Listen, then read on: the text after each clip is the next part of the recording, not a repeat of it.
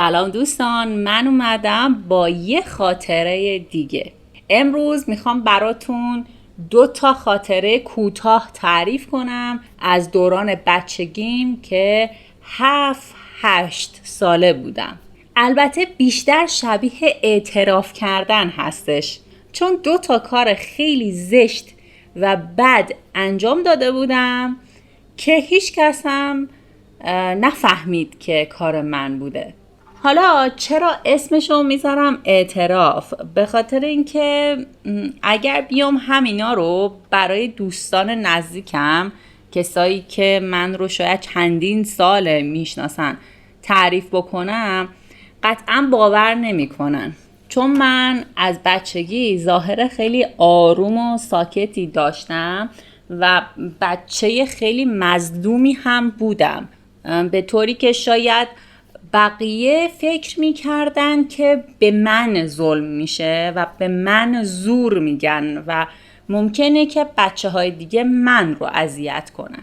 البته که به طور کلی هم همین بود. بچه مظلومی بودم، درونگرا بودم، ساکت بودم.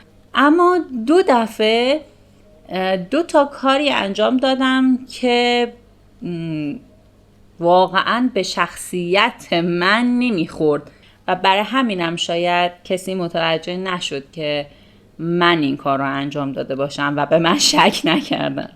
خب بریم سراغ خاطرمون. توی مدرسه یه دختری بود، اسمش هدیه بود و از نظر درسی سطح متوسطی داشت. خیلی شاگرد زرنگ نبود، کمی هم ظاهرش شلخته بود، یعنی نامرتب بود، زیاد تمیز نبود. و یه موضوع دیگه هم داشت که برای من خیلی آزاردهنده بود، این بود که دهنش بو میداد. من اصطلاحاً توی بچگی وقتی میخواستم بوی دهن هدیه رو توصیف کنم، میگفتم دهنش بوی سس کچاپ میده. از فاصله 1 متری هم من این بو رو حس میکردم و اذیت میشدم. رایجه که توی مدرسه همه روی نیمکت میشینیم. من عکس نیمکت هایی که توی مدارس هست و براتون اینجا میذارم بدونید که چه شکلیه. معمولاً 2 نفر تا حتی گاهی 3 نفر کنار هم توی این نیمکت ها میشینن. من با هدیه توی یه نیمکت میشستیم، یعنی بغل دستیم بود. با اینکه 2 نفره میشستیم و بینمونم حداقل اندازه یه آدم فاصله بود، باز بوی دهن اینو من حس میکردم. تا اینکه یه روز دیگه واقعا نتونستم تحمل کنم و سر کلاس درس بودیم، درس فارسی داشتیم، حوصله‌ام سر رفته بود و نشسته بودم خیلی بی‌حوصله به کتاب نگاه می‌کردم و نمیدونم چه اتفاقی در من افتاد که یک لحظه نگاه کردم و دیدم که هدیه خیلی ساکت نشسته و سرش توی کتابه، داره گوش میده و هیچ کاری هم نمی کرد. ساکت داشت درسشو گوش میده. اما من یک دفعه یه حس خشم خیلی بدی نسبت بهش بهم دست داد و اون لحظه واقعا میخواستم یه کاری بکنم و دوست نداشتم این دیگه کنار من بشینه، این دیگه اینجا نباشه. تمام نیروم رو جمع کردم و با قدرت خودم رو کوبوندم بهش، یه تنه زدم و هلش دادم به شدت، یعنی خیلی محکم این کارو کردم و این بنده خدا از روی نیمکت پرت شد، افتاد زمین. اون لحظه که هدیه پرت شد و خورد زمین، واقعا اون لحظه خیلی پشیمون شدم که این چه کاری بود کردم.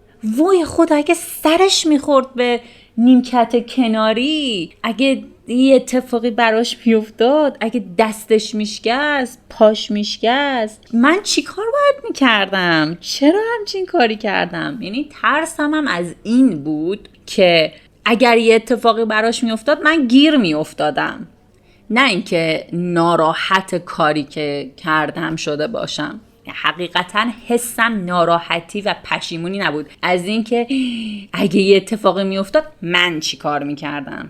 ولی خدا رو شکر اتفاقی براش نیفتاد. فقط یادمه که خیلی شوکه و مات و مبهوت از جاش بلند شد و هیچی نگفت، حتی گریه نکرد.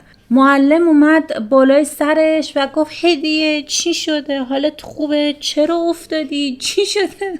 گفت نمیدونم خانوم، یه لحظه سر خوردم و افتادم پایین.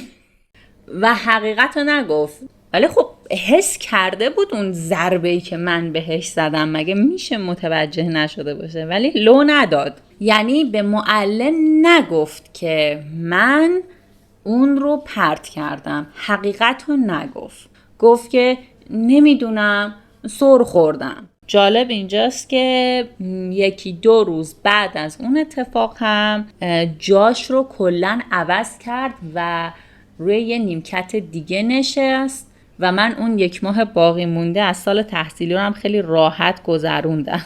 کار دومم هم سال بعدش، دوم دبستان بودم. یه دختری بود به اسم زهرا که یه کیف کوله پشتی داشت که پشت کیفش به صورت تلق، از این تلقای محکم رنگی، عکس یه دختر موی طلایی بود. یعنی کل کیفش به صورت برجسته با تلق شکل یه دختر مطلعی و بلند بود. خیلی خیلی خودش این کیف رو دوست داشت زهرا، ولی من بی نهایت از این کیف بدم می اومد. خیلی از این کیف بدم می اومد. به نظرم زشت‌ترین کیفی بود که تو عمرم دیده بودم و انقدر که زهرا اون کیف رو دوست داشت برای من اذیت کننده بود. الان که دارم این خاطره ها رو تعریف میکنم یا یه جورایی اعتراف میکنم، دارم فکر میکنم که شما که دارید گوش میدین با خودتون چی فکر میکنین؟ مثلا میگین که اصلا تو چه روانی و دیوونه‌ای بودی ما خبر نداشتیم. خلاصه من از اون کیف خیلی بدم میومد. وقتی که اون علاقه بیش از حد زهرا به اون کیف رو میدیدم بیشتر هم بدم میومد. انگار دوست داشتم که بهش بگم این کیفت خیلی زشته، چرا فکر میکنی کیفت انقدر قشنگه؟ اتفاقا خیلی زشته. و توانایی گفتن این جمله رو نداشتم. میگم بچه مظلوم و ساکتی بودم. انگار که اون حرفا توی درونم میموند و عقده میشد و فقط تو درونم جمع میشد، اما نمیتونستم ابرازشون کنم یا بگم. و البته دلیلی هم نداشت که بگم. خب برای چی؟ کیف خودشه، برای خودشه و دوستش داره. به من چه؟ به من چه؟ یعنی به من ربطی نداره. میدونستم که به من ربطی نداره که بخوام اثبات کنم که این کیف زشته. بعضی وقتا با خودم فکر میکنم که نکنه واقعا ته دلم منم از اون کیف خوشم میومده، ولی چون برای من نبوده یه جور حس حسادت داشتم و اون حسم تبدیل شده بود به نفرت، به اینی که اتفاقا کیفتم خیلی زشته. یه تبدیل شده بود به همچین چیزی شاید. اما هر چی که الان فکر میکنم به اون دوران برمیگردم واقعا از اون کیف بدم میومد. آخر سال تقریبا این عکس دختری که پشتش بود با یه تلق محکم یه کمی ترک خورده بود، یه کوچولو شکسته بود. دیگه آخر سال بود، مثلا 1 ماه دیگه، شاید حتی 2 هفته دیگه مدارس تعطیل میشد. ما اون روز ورزش داشتیم. ورزش اینطوری بود که همیشه مخصوصا اگر زنگ آخر بود، یعنی آخرین کلاسمون برای اون روز مدرسه بود، همه کیفامون رو بر می داشتیم، لباس ورزشیمون رو می پوشیدیم و می رفتیم تو حیاط مدرسه. همه کیفامون رو می ذاشتیم روی سکو و بعد می رفتیم بازی می کردیم و ورزش می کردیم. دیگه زنگ که می خورد، دیگه تنها کاری که می کردیم می رفتیم کیفمون رو بر می داشتیم و از درم می رفتیم بیرون. زنگ مدرسه که می خورد و تعطیل می شد و همه که می اومدن بیرون، خب خیلی شلوغ می شد. مدرسه ما هم حیاط خیلی بزرگی نداشت، حیاطش تقریبا کوچیک بود، بر همین خیلی زود شلوغ و در هم بر هم می شد. زنگ که خورد ما همه بدو رفتیم که بریم کیفمون رو برداریم. لحظه‌ای که من از سکو رفتم بالا و بین اون همه کیفی که به هم ریخته، کیف خودم رو که پیدا کردم برداشتم، چشمم افتاد به کیف زهرا و دیدم کیفش افتاده زمین. توی اون لحظه به فکرم رسید که بذار این کیف رو خراب کنم، این که دیگه شکسته، میگم یه کوچولو شکسته بود، بذار کلن خرابش کنم، من از شر این کیف راحت بشم، دیگه ریخت این کیف رو نبینم.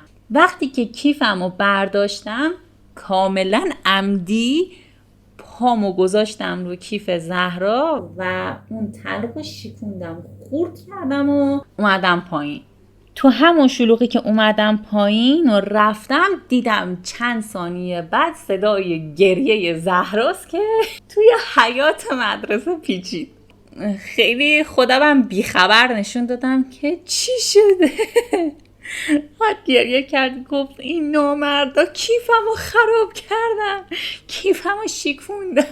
من گفتم ای وای مگه میشه، حتما زیر دست و پا افتاده دیگه. کاملا هم بیخبر، دروغم گفتم و فکر نمی کنم دیده باشه چون خیلی همه بود. فکر کنم احساس کرده بود که چند تا بچه با هم زمانی که اومدن کیفشون رو بردارن این رو لگد کردن و خراب شده.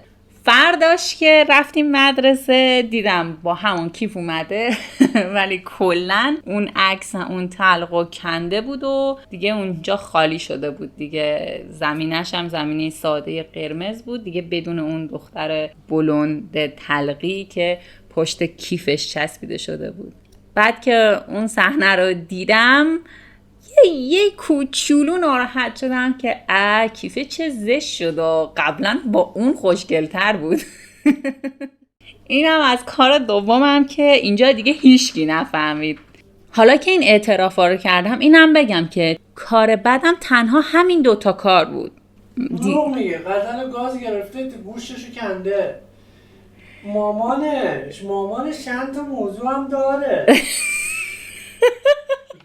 منظورم توی مدرسه بود. حالا کارهای بعدی که انجام دادم و اگر فرصتی پیش بیاد میگم و براتون تعریف میکنم. خب بچه‌ها، شما هم اگر خاطره و شیطنت بچگی دارید و دوست دارید با ما به اشتراک بذارید، حتما برام تعریف کنید. میتونید تو تلگرام، اینستاگرام یا حتی کامنت های یوتیوب بنویسید و ارسال کنید برام. خب دوستان، اگر دوست دارین کانال Learn Persian with Asal رو حمایت کنید، یادتون نره که سابسکرایب کنید و برای حمایت بیشتر میتونید به پیتریون من سر بزنید که لینکش رو هم توی توضیحات براتون گذاشتم. اگر از دیدن ویدیو هم لذت بردین، یادتون نره که لایکش کنید. اسم من عسله. مرسی که ویدیومو دیدین. دوستتون دارم. خدافظ.